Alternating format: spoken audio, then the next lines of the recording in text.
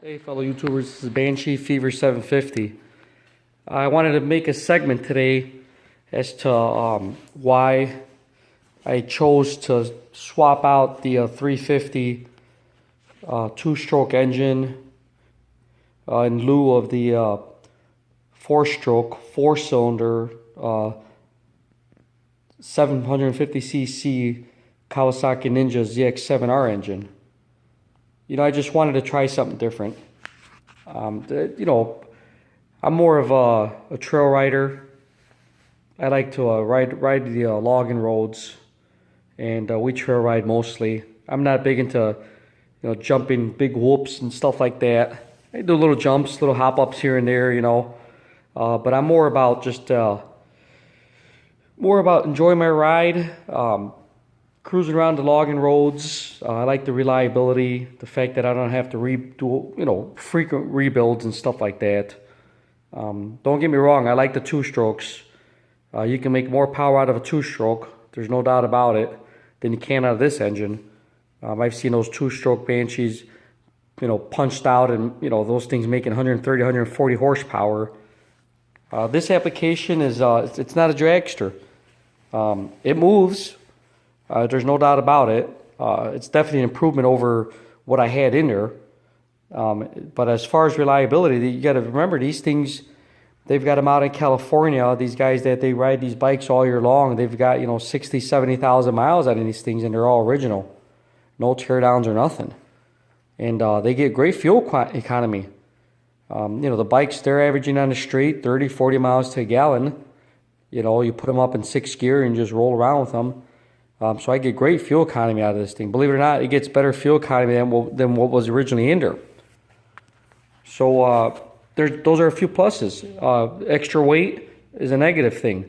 I probably added another 60 to 70 pounds of engine weight to this thing.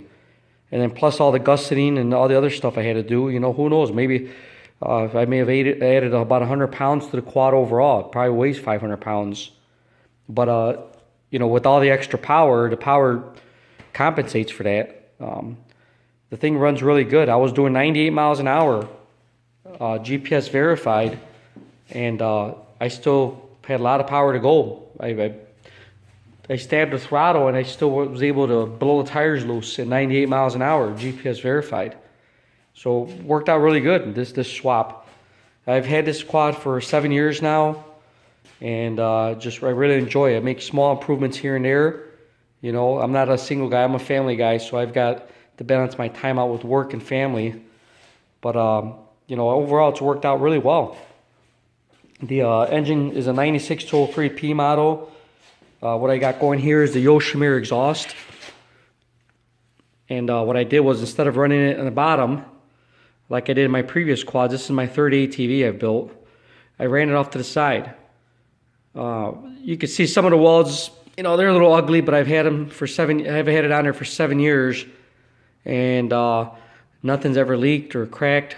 So it's working out pretty well. I think maybe this next winter coming up, I'm going to go ahead and powder coat it all. I just left it like that because just in case, something it didn't work out. If I wanted to make a change, I didn't want to jump on it and start powder coating stuff and then have to redo it all over again. So I just wanted to leave it on there for a few years to see how it holds up and make changes from there. I'm running into a Super Trap, forestry approved. If I get stopped by the DNR, obviously there's a spark arrestor on there, so I shouldn't have any problems with that. And if the DNR guy, if he pulls out his decibel meter, if it's too loud, I can always just take these 6 Allen bolts off, Allen head screws off, and remove a couple of these discs, and I can drop the decibels down to whatever's required by the DNR, so that they don't harass me or stop me on the trail and say I'm making too much noise. Good thing about this zx7r engine, the street bike engines, you can see I'm still going to make some improvements little by little. There's some things I'm going to change to pretty it up, but right now the function's there. See this alternator here? They took the normally the stator and the alternator. They've got them on the side here. And Kawasaki, they said, let's make this engine overall thinner.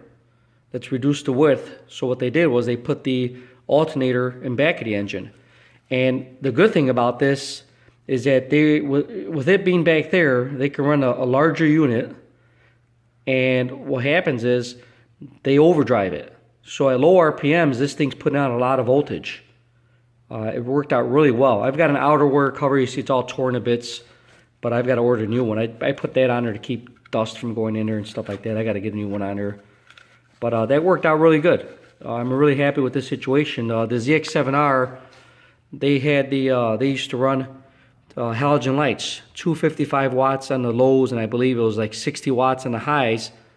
So that's respectable. I mean, it allows me to run multiple lights and light bars and stuff like that. But that'll be another segment. Right now, I just we're going to cover the engine. It's got a 6-speed tranny. It's got 12,500 RPM redline, so it's a screamer.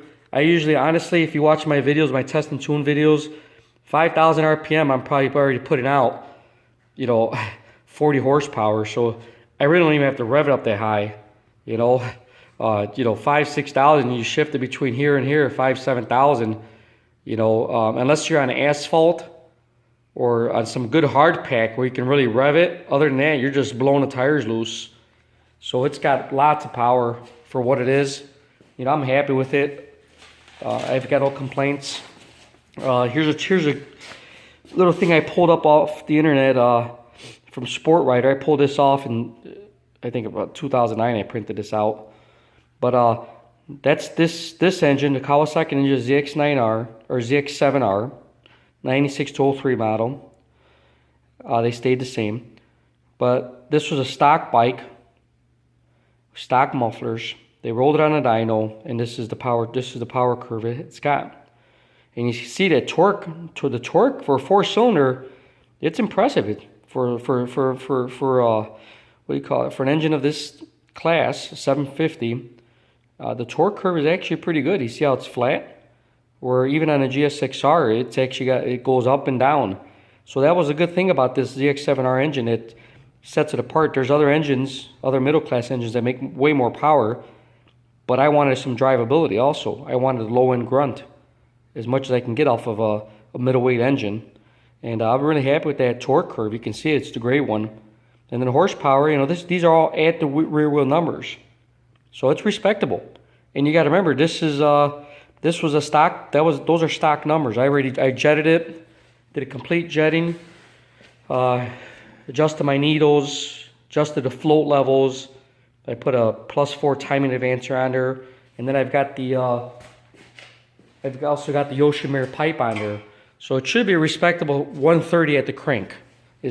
I haven't put it on a dyno yet. I've got other dyno charts for other motorcycles. I've actually put on a dyno myself. And but I'm going to eventually put this on a dyno and check the air fuel ratios and really, but the butt dyno, my butt dyno, I've got about 30 hours of butt dyno time on this thing, and I think I've got it right where I want it to be. I mean, it pulls hard throughout the rev range, pulls clean. The top end hit it hits the rev limiter really hard.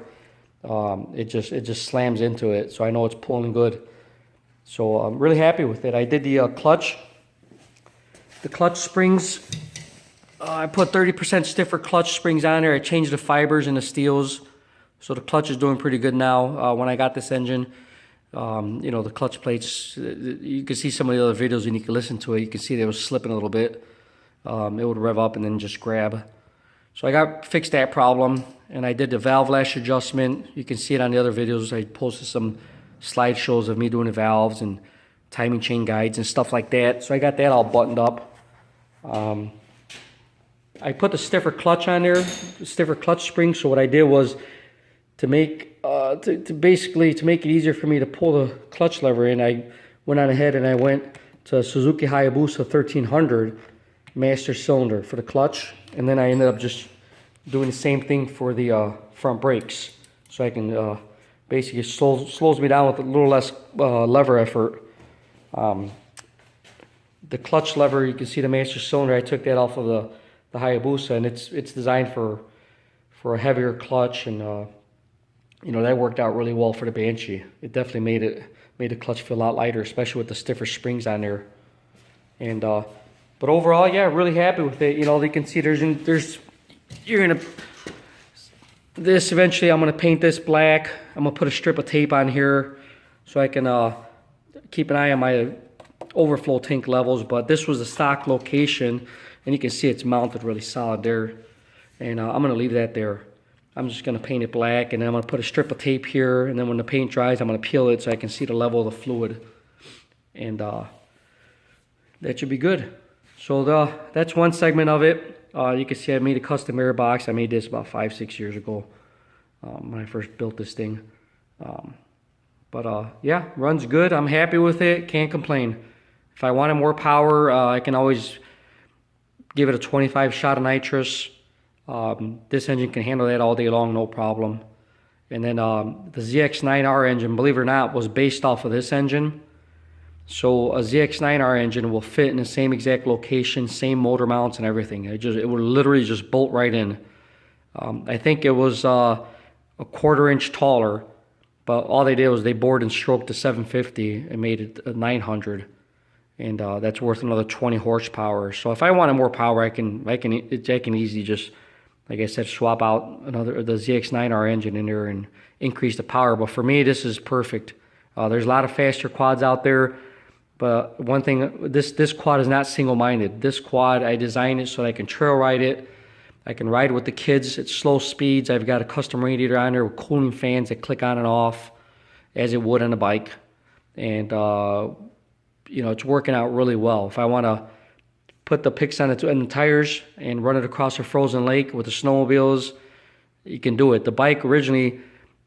this engine came off the bike, the zx7r, and that bike was rated 168 miles an hour.